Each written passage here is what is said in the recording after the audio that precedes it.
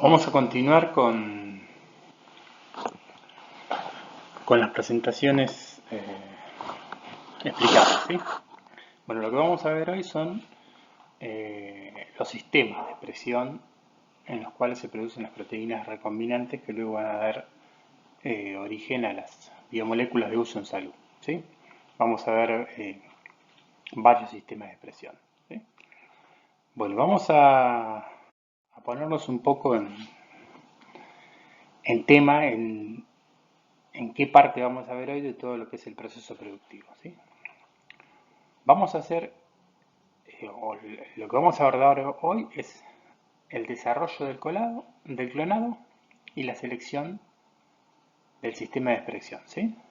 Desarrollo del clonado, la forma de introducir al huésped de expresión y de esa forma obtener el sistema de expresión y seleccionar el sistema de expresión eh, más rentable, ¿sí? Y luego vamos a ver, la clase que viene, bancos de trabajo, ¿sí? Como ven en esta figura madre, digamos, eh, el desarrollo y la selección es parte del desarrollo. Ahora, una vez que obtenemos ese sistema de expresión que nos da la proteína que uno desea, voy a hablar de proteínas porque es la macromolécula más común, ¿sí? Esa célula transformada que posee el inserto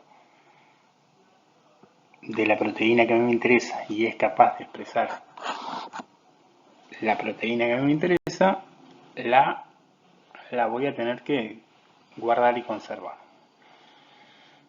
Entonces, vamos a ver resumidamente cómo sería ese proceso. Bueno, vamos a ver el proceso general. Entonces, como el otro día abordaron en la primera clase con el Picho, la primera parte es seleccionar el gen que va a tener la información de la proteína que luego va a ser terapéutica, ¿sí? Esa selección de ese gen, que en general es humano, en el caso de la terapéutica humana, ¿sí? Eh, lo tendré que clonar en un plásmido, ¿sí? Ese plásmido, con ese gen, vamos a tener y eso transfectado en una bacteria, vamos a tener ese gen clonado, ¿sí? Vamos a tener clonado el gen de interés que va a tener la información para producir la proteína. Una vez que tengo ese gen clonado, lo tengo que colocar en un plásmido o un vector de expresión, ¿sí? O sea, tengo que pasar esa información genética que estaba en el vector de clonado hacia un vector de expresión que va a tener algunas características similares al vector de clonado, pero otras características que son propias de los vectores de expresión. Después lo vamos a ver más en detalle. Luego hay que insertarlos en el huésped. De alguna manera tengo que transformar, la palabra que se utiliza en Escherichia coli, el huésped para que acepte ese plásmido recombinante, ¿sí?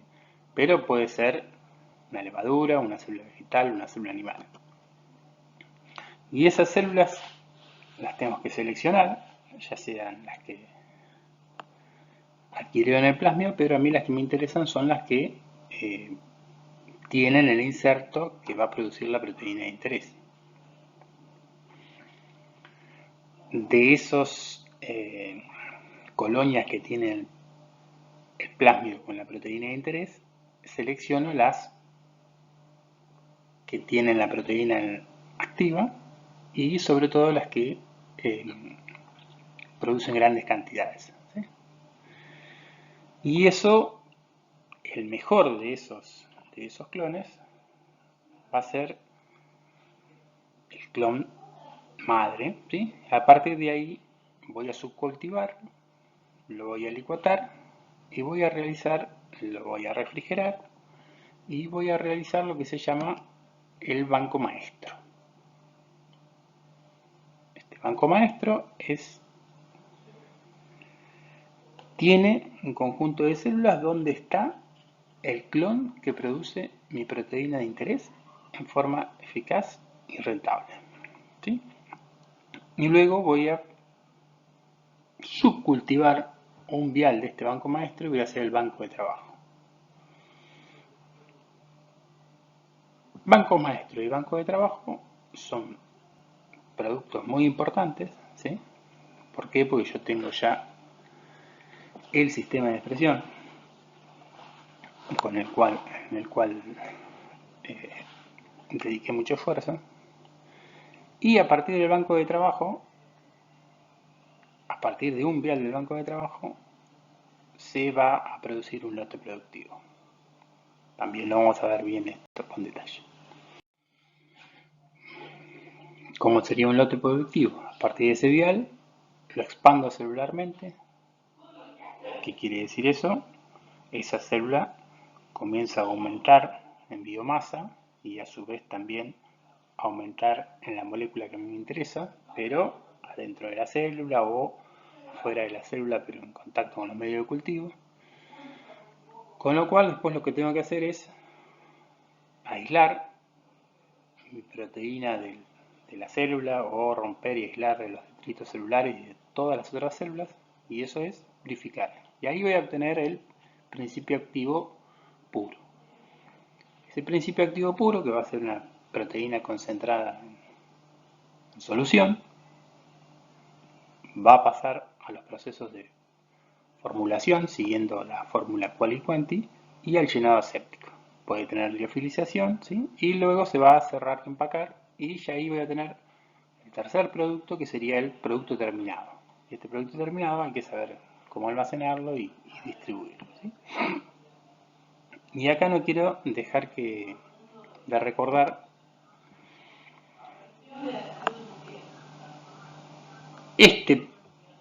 este proceso que dijimos acá es, o sea, donde ya se distribuye el producto terminado, es una vez que este producto ha sido aprobado por la autoridad regulatoria. Es decir, que la autoridad regulatoria ha evaluado el registro y está todo correcto y me dio luz verde para producir el primer lote. Para crear la información del registro sobre este principio activo, que sería esta molécula activa, previamente,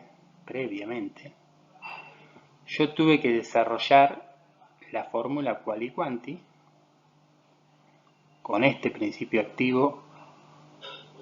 Tuve que hacer los ensayos en animales y con esta fórmula Quali-Quanti tuve que evaluar cuál era su periodo de vida útil, y con este medicamento se inyectaron pacientes en los distintos ensayos clínicos, y si todos los resultados dieron bien, toda esta información, más la información sobre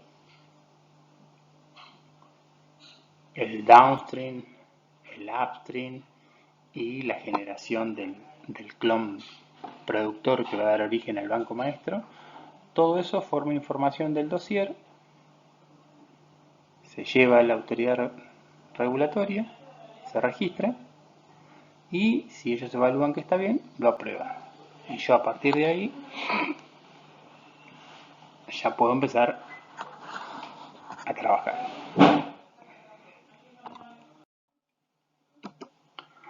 Bueno, vamos a hablar ahora específicamente sobre la expresión de proteínas, ¿sí? En la expresión de proteínas son fundamentales tres patas, digamos, ¿sí? El huésped, el vector y las condiciones de cultivo e inducción.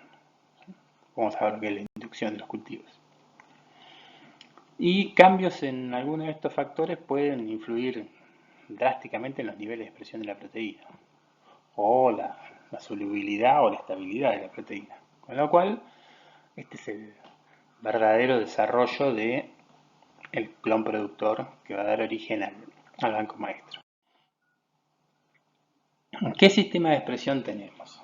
Bueno, podemos expresar proteínas en organismos procariotas, ¿sí? Unicelulares procariotas como las bacterias, unicelulares eucariotas como las levaduras, y células de animales como insectos y mamíferos. Y en los pasados 5 o 7 años hubo mucho trabajo en tratar de obtener proteínas terapéuticas utilizando plantas y animales enteros. Y eso se lo llamó plantas y animales transgénicos. ¿Cuál era la idea de esta técnica? Y bueno, por ejemplo, producir una proteína de interés adentro de una manzana, o producir la proteína de interés en una hoja. Esa hoja luego se procesaba, se purificaba la proteína y se obtendría el proceso. Tenía la facilidad que una planta se puede clonar y a partir de esos esquejos se pueden replantar, ¿no? Y siempre se mantiene el mismo linaje genético. Y en el caso de los animales, la idea era que expresaran la proteína en algún fluido biológico, como por ejemplo la leche, ¿sí? O incluso se utilizó gallinas de manera que expresaran las proteínas de interés en la clara de huevo, o sea, algún producto que el animal lo produzca y que haya una experiencia en la producción del mismo, ¿sí? Y luego a partir de ahí purificar la proteína de interés, ¿sí? Bueno, plantas y animales transgénicos, la verdad que es un tema muy interesante desde el punto de vista de los logros biotecnológicos que se lograron, pero desde el punto de vista práctico y de las moléculas que lograron llegar al mercado, digamos que fue un fracaso. Hay un producto biotecnológico generado en un animal transgénico y hay un producto biotecnológico generado en células vegetales, ni siquiera en una planta transgénica. Con lo cual, todo esto está en la guía 3, que no la vamos a abordar hoy, pero se puede preguntar y la verdad que fue muy interesante y en nuestro país hubo casos exitosos con plantas transgénicas y también con animales transgénicos, ¿sí? Para producir proteínas, ¿no? Entonces, en función de esto que estuvimos hablando, ¿cómo elegimos el vector? Bueno, por un lado la productividad, ¿sí? Y la productividad va a estar asociada también a la actividad de la proteína, algo de lo que decíamos, y a la farmacocinética de la proteína. Por ejemplo, si es una proteína que tiene muy baja actividad específica, y bueno, yo necesito algo con alta productividad. Necesito mucho producto para lograr la dosis terapéutica. Si el otro tema que dice, la complejidad estructural. La complejidad estructural, las modificaciones post-traduccionales, ¿sí? Esto es crítico. ¿Por qué? Porque si no tiene la estructura, que puede ser compleja o no, y cuando me refiero a estructura, me refiero a estructura tridimensional y a la estructura dada por las modificaciones post-traduccionales, no tiene actividad. Con lo cual este es el determinante técnico, ¿sí? Y por el otro, a dos sistemas que den resultados similares, siempre voy a elegir el de menor costo y menor manipulación, ¿sí? Y mayor bioseguridad en el sistema. Bueno, en este esquema estamos viendo un poco la comparación entre estos cuatro sistemas: bacteria, levadura, células de insectos y células de mamíferos. Fíjense que bacteria y levadura, y es muy fácil su uso. Los medios y equipos que se utilizan son casi los mismos y son baratos y son pocos. Acá vemos el primer problema. La solubilidad que se obtiene es pobre, ¿sí? Y las modificaciones post-traduccionales también son pobres. Ahora, esto se compensa con que el tiempo requerido para obtener la proteína es bajo y los niveles de expresión que se obtienen son altos, ¿sí? Entonces son buenos sistemas siempre y cuando no exijamos modificaciones post-traduccionales y los temas de solubilidad se puedan sortear. Ahora, las células de insectos y de mamíferos son caros los medios, pero tienen la ventaja que se obtienen proteínas solubles, se obtienen proteínas que se pueden llegar a secretar, ¿sí? Produce las mejores modificaciones post-traduccionales, o sea, las más parecidas a los humanos, pero el tiempo de duplicación de las células eucariotas superiores es alto y los niveles de expresión son bajos, aunque en esta última parte se ha trabajado mucho. Bueno, acá tienen otro esquemita donde habla de estos temas. Fíjense que la glicosilación, que es una modificación post-traduccional, la pone como la primera en este cuadro de decisiones. Si se requiere glicosilación, ¿sí? Si se requiere glicosilación,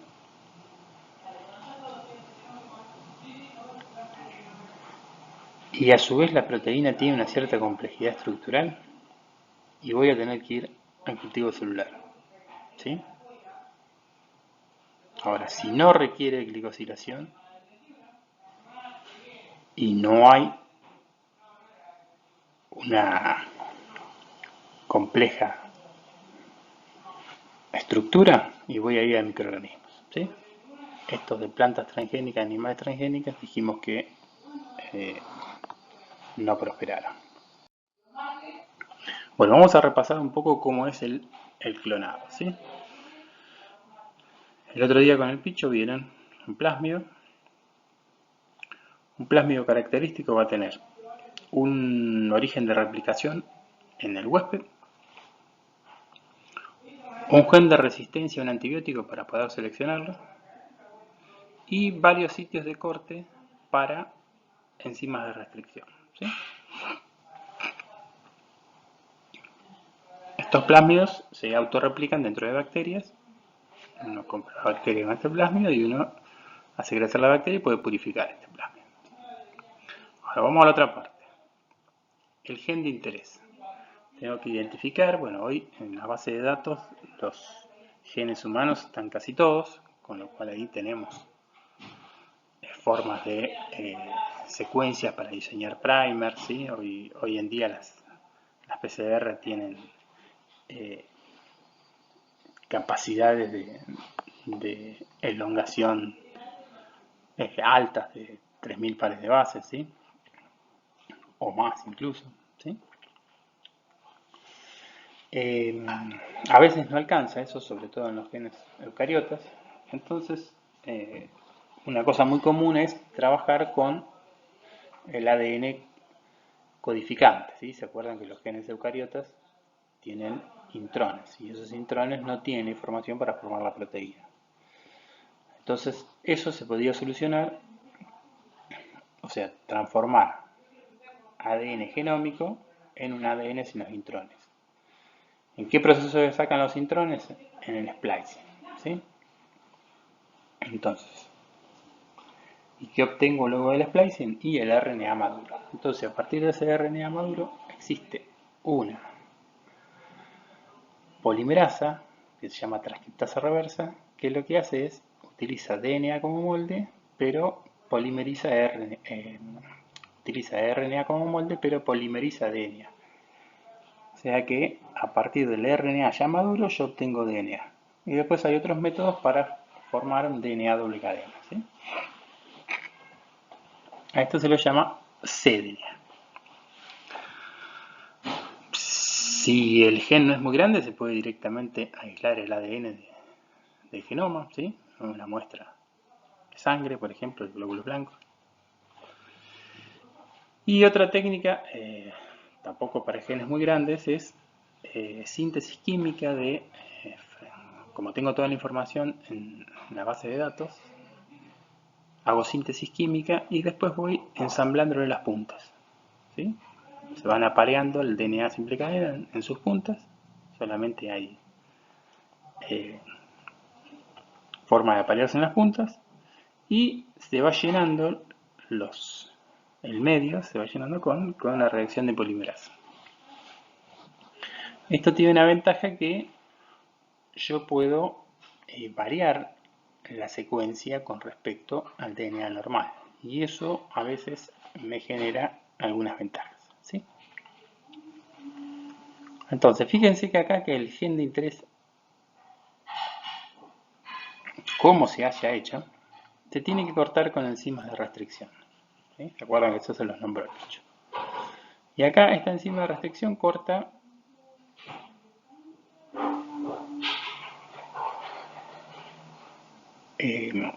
se llama cohesivo y esta corta también parecería cohesivo, ¿no?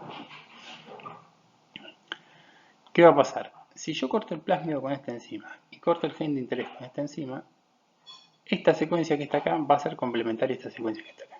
Y esta secuencia que está acá va a ser complementaria a esta secuencia que está acá.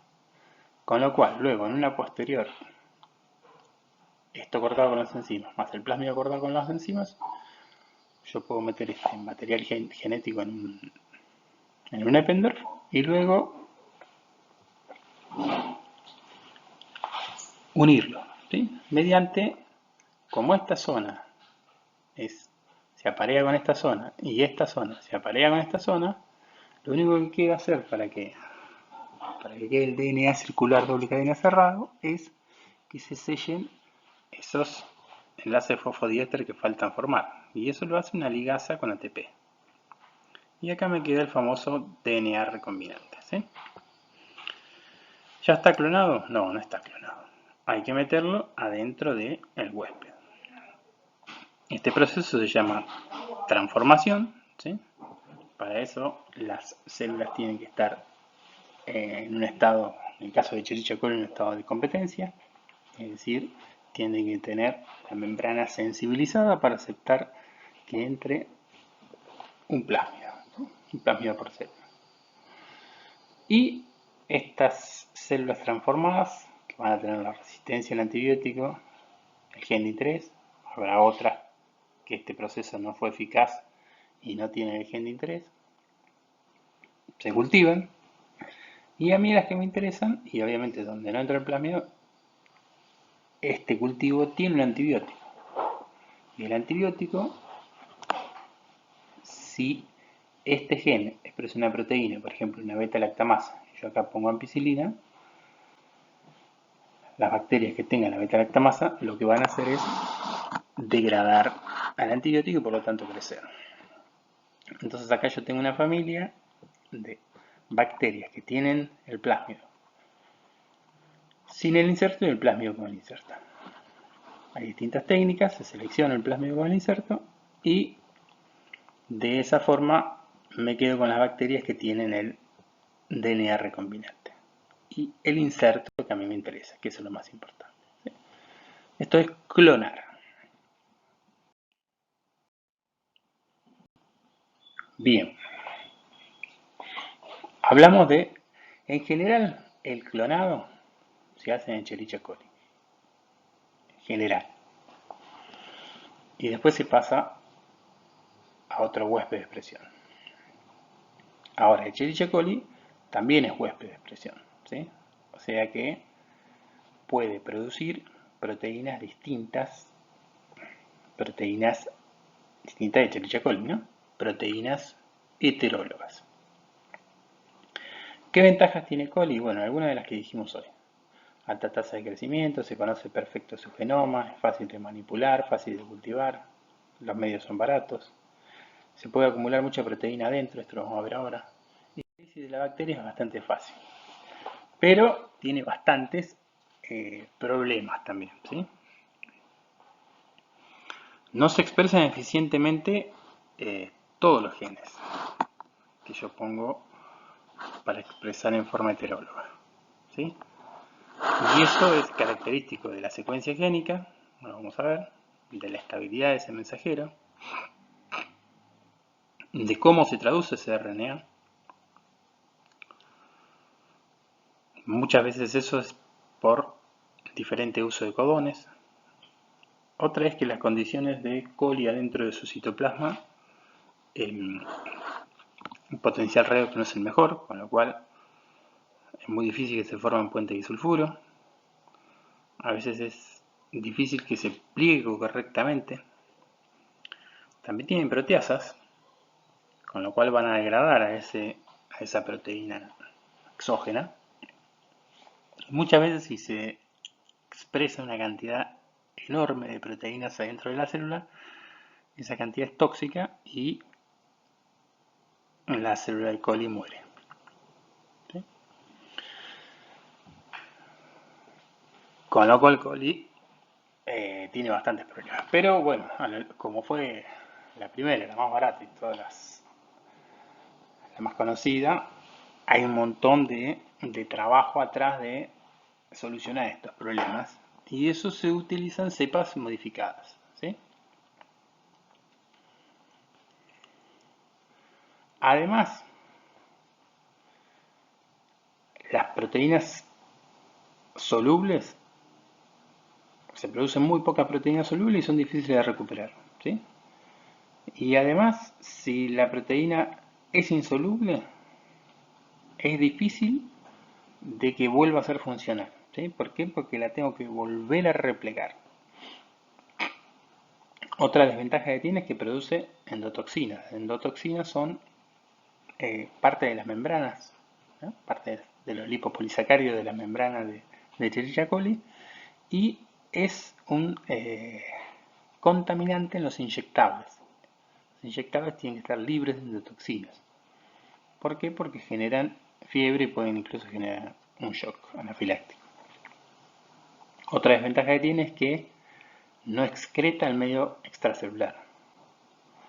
Esto, si excretara el medio extracelular, yo me evito romper la célula con todas las proteínas que hay adentro y la purificación sería mucho más fácil. Y no produce modificaciones post-traduccionales. Bueno, vamos a hablar ahora un poco de lo que es un plásmido de expresión, ¿sí? Entonces, hoy hablamos cómo el inserto de interés donde está el gen que me interesa para que tiene información para expresar la proteína terapéutica, está en un plásmido clonado. Hay que sacarlo de ese plásmido clonado y ponerlo en un plásmido de expresión. Ese proceso se lo llama subclonado. Los plásmidos de expresión tienen características particulares para que están diseñados para expresar proteínas. Entonces, vamos a ver que tienen un promotor. Ese promotor se va a unir la polimerasa. Una vez que se une la polimerasa, empieza a transcribir y cuando encuentra la secuencia TER, se libera del DNA y tenemos el transcripto maduro. ¿Sí? En esta zona que está acá, que es el polilinker, tenemos distintas secuencias de corte de enzima y acá es donde va a estar inserto el gen de interés, que tiene que estar en fase para que se produzca una proteína funcional. En esta zona que está acá, RBS, es el sitio de unión a ribosoma. Está en el RNA, en el extremo 5' del RNA, y es necesario para que el RNA sea reconocido por el ribosoma y se produzca la traducción. ¿Sí? Otra cosa importante en los promotores de Escherichia coli es que en general son promotores inducibles. ¿Qué quiere decir esto? Hablamos de que un exceso de proteína heteróloga podría ser tóxica para la célula. Entonces lo que se busca es que la bacteria crezca, se multiplique, tenga una gran biomasa, pero todavía no exprese la proteína que va a ser tóxica para ella y es la que a mí me interesa. Entonces solamente la va a expresar cuando yo le agrego una molécula química que se llama inductor. El inductor actúa sobre una proteína que se une a una zona que está cercana al promotor, una zona del DNA que se llama el promotor, que se llama operador, y esa unión del inductor a la proteína que está unida al operador hace que esa proteína ya no tenga más afinidad por el operador, con lo cual la polimerasa puede empezar a transcribir. Mientras estuviese esta proteína unida al operador, la transcripción no es posible, ¿sí?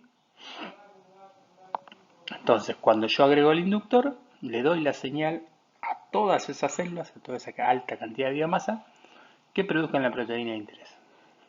Y ahí cosecha. Hay un montón de herramientas y estrategias para mejorar ya sea la expresión, la purificación o otros o la solubilidad, ¿sí? Distintas cosas que me permiten tener mayor cantidad de mi proteína de interés. ¿Sí? Entonces podemos nombrar,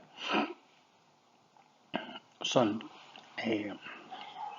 elementos que se agregan en la secuencia genética para obtener proteínas que pueden tener fusionados algunas otras proteínas o tienen señales para dirigirse hacia algún lugar, ¿sí?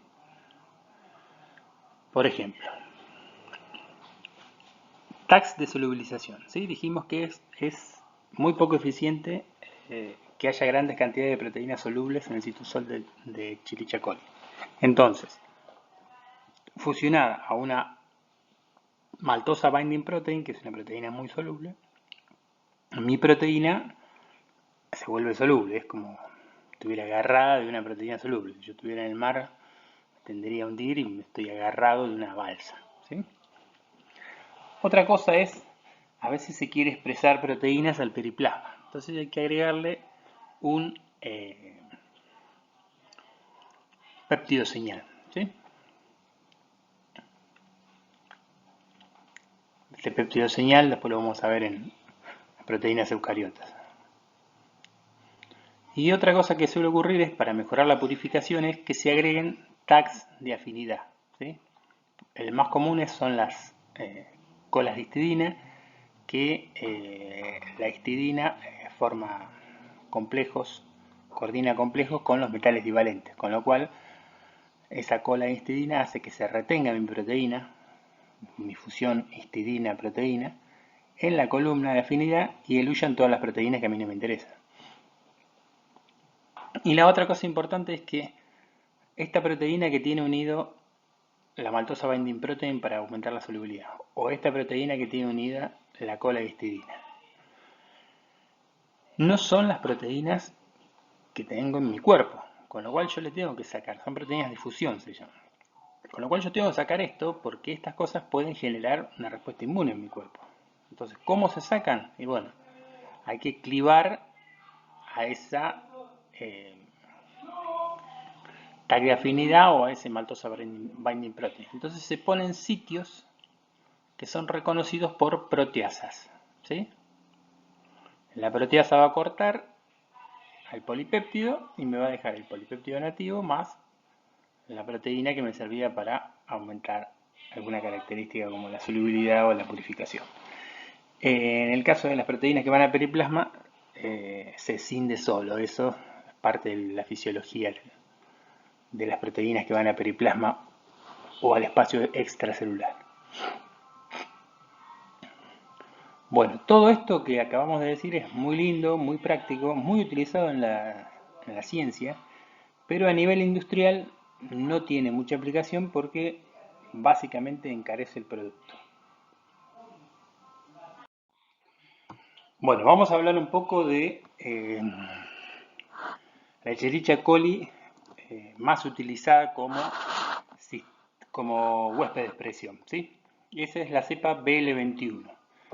La cepa BL21 tiene un fago que expresa la polimerasa de T7, que es una polimerasa muy eficiente que produce un alto número de copias, ¿sí?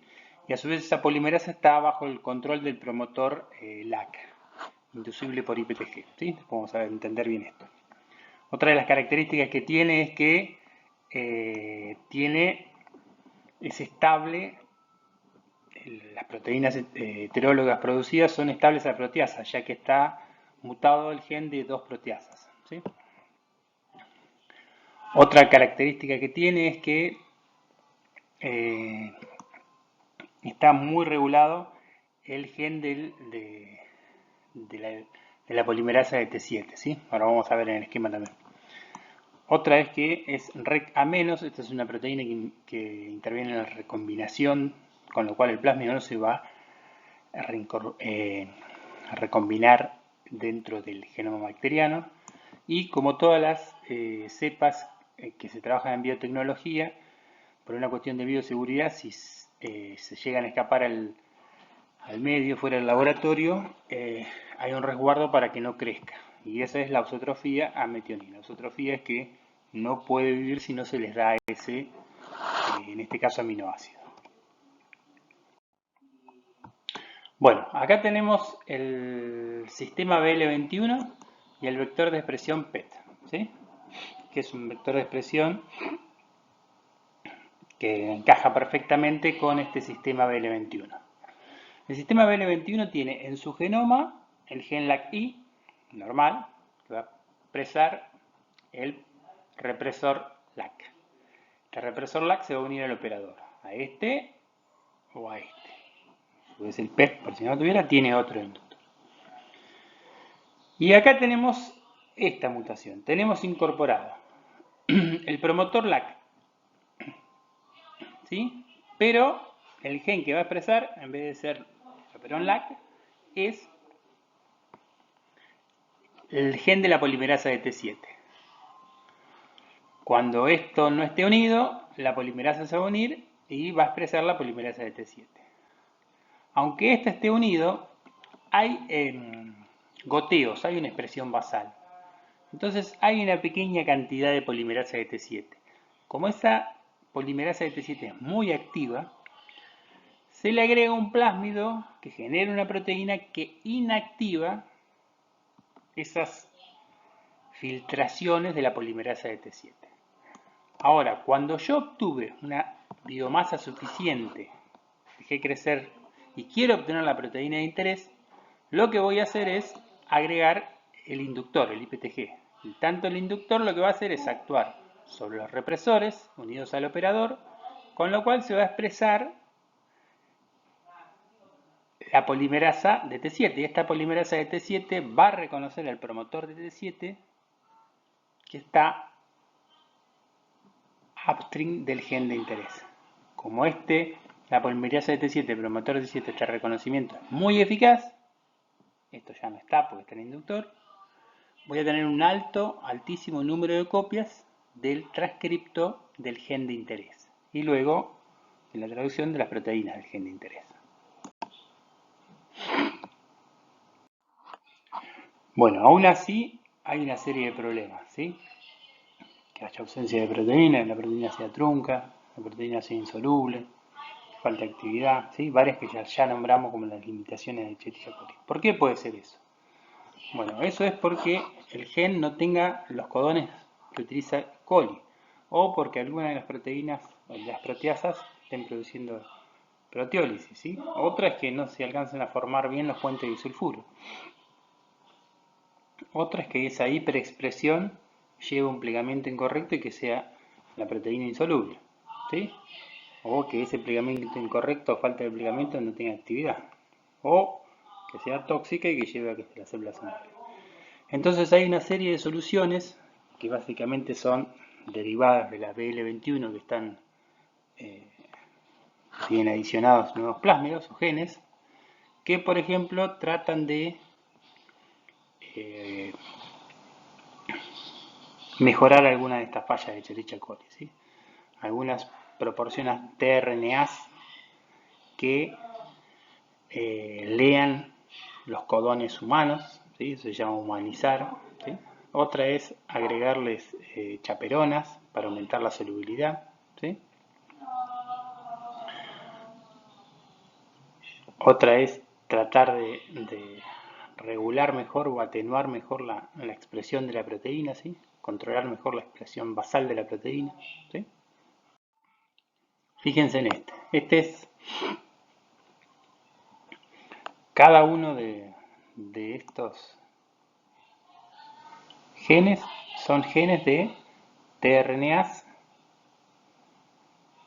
que van a leer bien los codones humanos, que no los tiene Escherichia coli. ¿Sí? Fíjense, por ejemplo, esto. Escherichia coli humana, frecuencia de uso. El del ácido glutámico, este GAG lo usa en un 0,3%, pero nosotros usamos un 60%. Con lo cual acá había una disminución en la mitad. O en este, por ejemplo. Lo usa con muchísima mayor frecuencia y nosotros no usamos este. Con lo cual este tRNA no nos interesa a nosotros. ¿Sí? Bueno, entonces lo que se hace es eso. Dar tRNAs que sean reconocidos por los ribosomas y que reconozcan los codones humanos adentro de coli, ¿sí? Bueno, ¿hacia dónde se generan las proteínas en Escherichia coli? Escherichia coli tiene un nucleolo, una membrana interna, un espacio intermembrana y una membrana externa, ¿sí? Y un citoplasma. Entonces, si van al citoplasma, son solubles, relativamente solubles en ese citoplasma. Otra cosa que puede ocurrir es que esas proteínas que van al citoplasma, por una cuestión de alta cantidad de proteínas y que no se alcanzan a formar la estructura nativa y soluble, se forman agregados insolubles llamados cuerpos de inclusión. Y una tercera opción es dirigirlas al espacio periplasmático. ¿Sí? ¿Ven?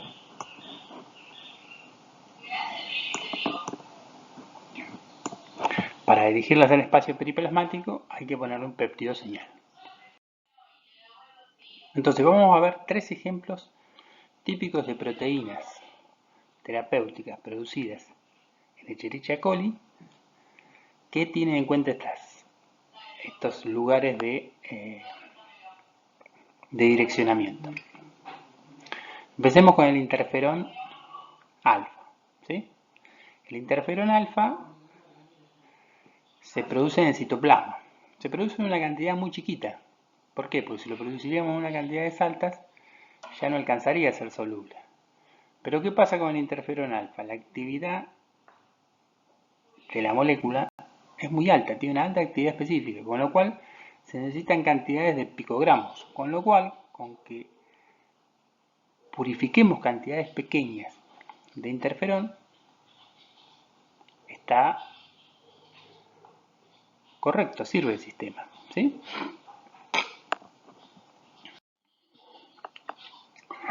Otra cosa que se puede hacer para mejorar la solubilidad de las proteínas es agregarle a la cepa genes, mutaciones en genes del metabolismo redox, cosa que se facilite la formación de puente disulfuro en el citoplasma. ¿Sí? Esta se llama origami, por ejemplo, esta cepa. Bueno, una proteína soluble es bastante fácil de aislar. ¿Sí? Entonces se hace una cosecha de la Escherichia coli, un equipo que se llama filtración tangencial, después lo vamos a ver, se rompe la bacteria, se acondiciona el sobrenadante y se filtra. ¿Sí? Después hay que purificar. Bueno, otra forma de direccionar las proteínas dentro de Escherichia coli es formar un cúmulo de proteínas insolubles, ¿sí? Y eso se llama cuerpo de inclusión.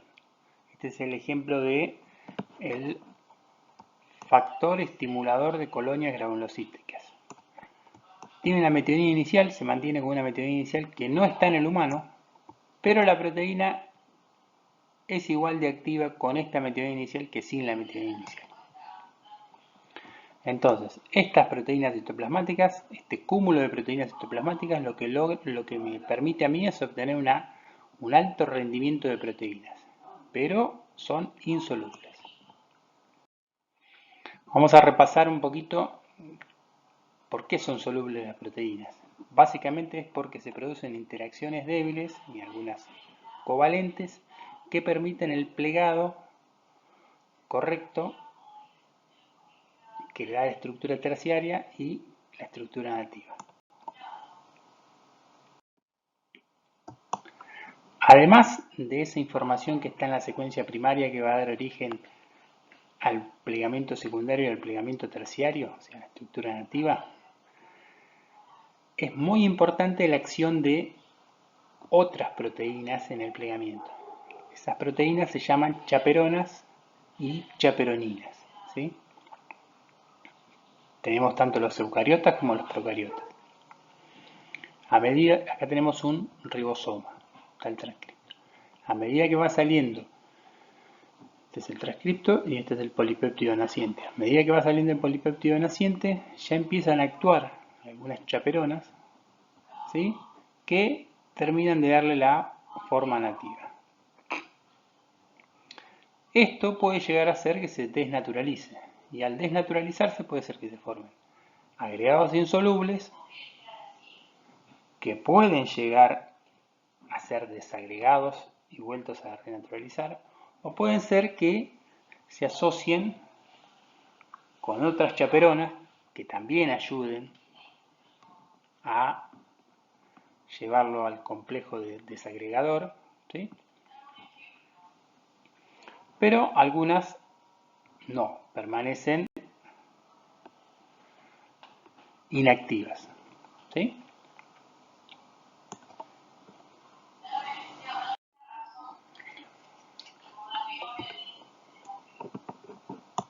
Los cuerpos de inclusión en el microscopio se ven como puntos negros de proteínas, ¿sí? Y básicamente esa falta de plegamiento es una limitación que tienen las chaperonas cuando hay una expresión muy alta. No alcanzan, no dan abasto a plegarlos, ¿sí?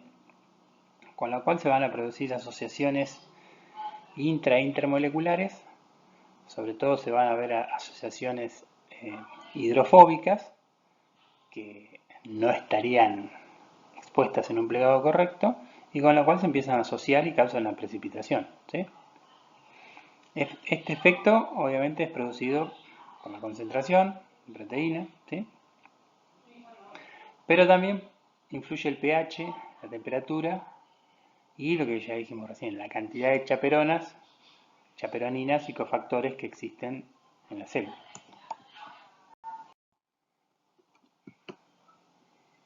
Entonces, vamos con los cuerpos de inclusión. ¿Qué tiene de bueno esto? Una alta cantidad de proteína recombinante. ¿Qué tiene de malo? Es insoluble y es inactiva.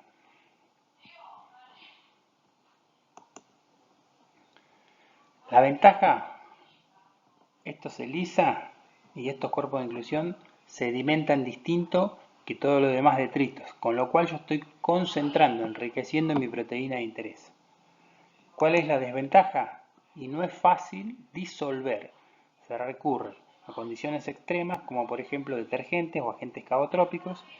Y después, lo más difícil de todo, hay que lograr el plegamiento in vitro. Y esto en general se hace con diálisis, algunos agentes reductores, algunos agentes cosmotrópicos. Acá tenemos, por ejemplo, algunas cepas donde tienen adicionadas estas chaperonas que desagregan o estas chaperonas que ayudan a replegar, ¿sí? ¿Ven? Groel, Groes, estas son partes del complejo de la chaperonina, ¿sí?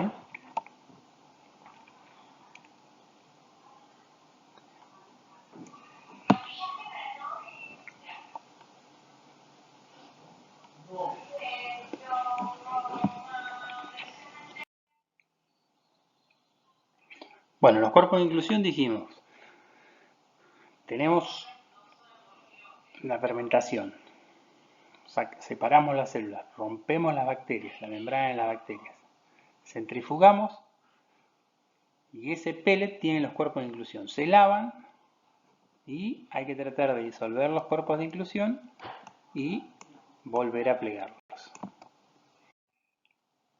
Y bueno, y el último lugar donde pueden ir las proteínas en Escherichia coli es al periplasma. Para el que vayan al periplasma tienen que tener un péptido señal. ¿Sí? Acá, por ejemplo, tenemos a la hormona de crecimiento humana, la que le dieron a Messi. Este péptido señal o péptido líder y una metionina inicial. Fíjense, del ribosoma sale con este péptido señal o líder. Este péptido es reconocido por una proteína SRP, proteína de reconocimiento de péptido señal. Se transloca hacia el periplasma y se cliva por una peptidasa señal. Y lo que tiene de bueno es que no empiezan con la metionina inicial. ¿Sí? En este espacio periplásmico forma muy bien los puentes disulfuros, esto que está acá en amarillo. ¿Sí? Tiene el potencial redox apto para formar los puentes disulfuros, con lo cual se genera un buen plegamiento de la proteína y además es bastante fácil de recuperar del espacio periplásmico y no se contamina con todas las proteínas que están acá. ¿Sí? Ahí tienen un esquema de cómo se produce el direccionamiento al periplasma. Acá tienen el péptido señal, ¿sí? Tiene muchos aminoácidos cirofóbicos y algunas argininas básicas. ¿Sí? Y bueno, la secreción periplásmica, adentro del periplásmico hay proteínas que producen la correcta formación de puentes disulfuros, a su vez que chaperonas también. ¿Sí? Si están mal plegadas, las degradan. ¿Sí? Y también puede haber agregados dependiendo de la cantidad con que se exprese esto. Entonces, para conseguir la proteína a partir del periplasma, se hace una cosecha, me quedo con las células, se hace un shock osmótico de manera que entre agua a la célula y solo se rompa la membrana externa. De esa manera se liberan las proteínas y hacemos un filtrado. ¿Sí? Bien. Lo óptimo sería secretar las proteínas. Escherichia coli secreta varias proteínas. Por ejemplo, toxinas, ¿sí? Enterotoxinas, hemolicinas, ¿no? La Escherichia coli del síndrome urémico miolítico, enterotoxigénica, enterohemolítica, ¿sí? Hay varias coli que son tóxicas porque liberan toxinas y hemolicinas, ¿sí? Entonces estaría bueno aprovechar eso y que libere la proteína de interés al espacio extracelular. Hay varios mecanismos que tiene donde se juntan la membrana externa y la membrana interna, ¿sí? Y estos mecanismos de secreción bacteriana, del 1 al 7, puede haber más, ¿sí? Algunos sirven son mecanismos patogénicos, ¿no? Para invadir células, ¿sí? Entonces la idea sería utilizar alguno de estos mecanismos para secretar la membrana al medio extracelular. Bueno, lo vamos a hacer corta. Todos los intentos que se hicieron de lograr esto a escala industrial para proteínas recombinantes no dieron los rendimientos que se necesitaban, con lo cual esta vía no es utilizada. Bueno, ¿y dónde usamos coli actualmente? Bueno, la mayoría de las proteínas que se podían hacer con Escherichia coli a lo largo del 90 hasta acá se fueron haciendo casi todas, ¿sí? Ahora hay un montón de proteínas que no las podíamos hacer, que tenían clivado proteolítico, las que tenían glicosilaciones, las que tenían asociaciones, las que tenían puentes disulfuro, que eran fundamentales para su estructura, ¿sí? Entonces, en los últimos años, el sistema de expresión en Escherichia coli fue quedando rezagado con respecto a otros sistemas de expresión, simplemente por lo que dije antes. Las proteínas que se podían hacer en Escherichia coli, o sea, proteínas simples, como las que vimos, se fueron haciendo casi todas. Y las fueron haciendo todos los laboratorios, con lo cual el valor de esas proteínas también es muy bajo, ¿sí? Bueno, entonces, eh, ¿qué se puede hacer con Escherichia coli en la actualidad? Bueno, una de las cosas más prometedoras son los nanobodies, que son anticuerpos de dominio simple, es decir, la última parte del anticuerpo dentro de lo que era el dominio variable, y en este caso solo de la cadena pesada. Si recuerda, un anticuerpo tiene una cadena pesada y una cadena liviana. Y en la última porción tenían un dominio variable pesado y un dominio variable liviano, ¿sí? Ahora, existen algunos anticuerpos, como por ejemplo los anticuerpos de los camellos, de las llamas, ¿sí? Que tienen esta estructura, están compuestos por una sola cadena pesada y el dominio variable es uno solo. Entonces, esta empresa, Amblix, empezó hace ya un tiempo, ¿sí? En principio del 2000, a investigar y a buscar posibles aplicaciones para estos anticuerpos o estos anticuerpos diminutos, ¿sí? Esta porción sigue manteniendo el reconocimiento específico por el antígeno, ¿sí?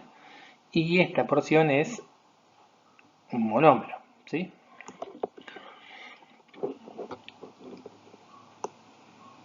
Esto, al ser un solo polipéptido, puede ser producido en Escherichia coli, ¿sí? En este caso, el primer producto aprobado se aprobó el año pasado, ¿sí? A mitad de año, lo aprobó la FDA el año pasado, tiene un nanobody con estas tres zonas que están pintadas, ¿sí? Cian, azul y verde son los dominios hipervariables, ¿sí? En este caso el anticuerpo es anti el factor de von Willebrand y sirve para la trombocitopenia, ¿sí? Y está unido con un link a otro factor, a otra proteína igual, ¿sí? O sea, es un dímero,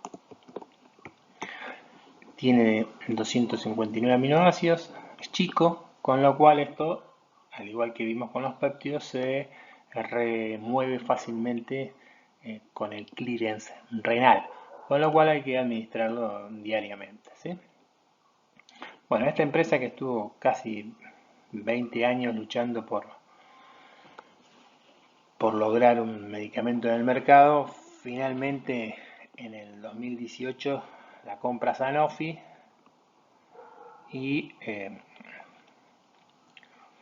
un año y medio después sale el primer producto, ¿sí? Bueno, acá se ve distintos estudios clínicos de esta empresa Amblix, ¿sí? Acá se ve con el mismo producto que vimos recién, pero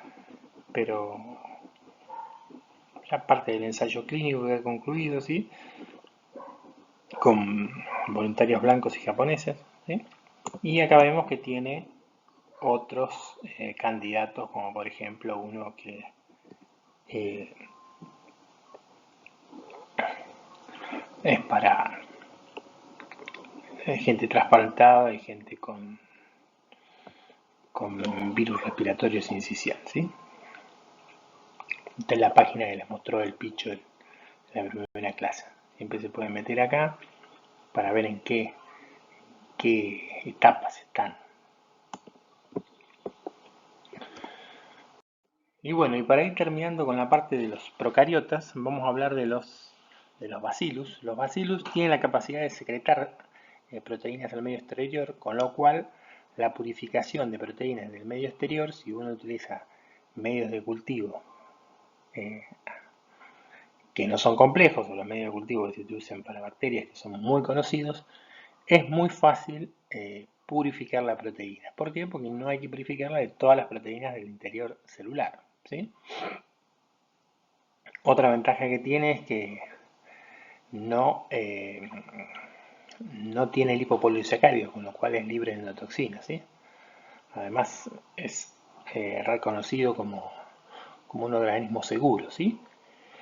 Este organismo se utiliza para obtener enzimas de uso alimentario, enzimas que se usan en la industria alimentaria, ¿sí? Entonces se buscó como un posible